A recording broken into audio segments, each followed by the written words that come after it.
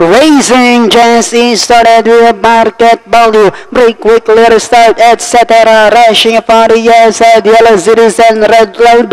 Rob the bouncer comes next. Flojo. While Flying G is the early trailer by about 10 lengths of the leader. Racing down the back stretch with market value, etc. is on the side. Then 5 lengths further back in third comes Red Cloud. Yellow Citizen alongside fourth. Then next online Flojo. Flying G comes next while Rob the bouncer. Now racing in less, we have market value by about half length, etc. is still in second. Yellow Citizen now in third. Red Cloud is down in fourth. Then next online is a Flying G, Flojo, while Rob the bouncer is still racing in last 400 meters of the race. The lead now belongs to etc. by a length and a half, and in second is a market value. Yellow Citizen now trying to get closer into the last. They swing for home, etc.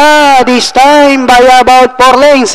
Market value in second. Then comes Yellow Citizen with about 75 meters of the race. It's all, etc. And finally, etc. Second, Yellow Citizen, market value, Red Cloud, Flying G, Rob the bouncer, Flojo. And it was the top choice, number 5, etc., proving to be too good for the competition.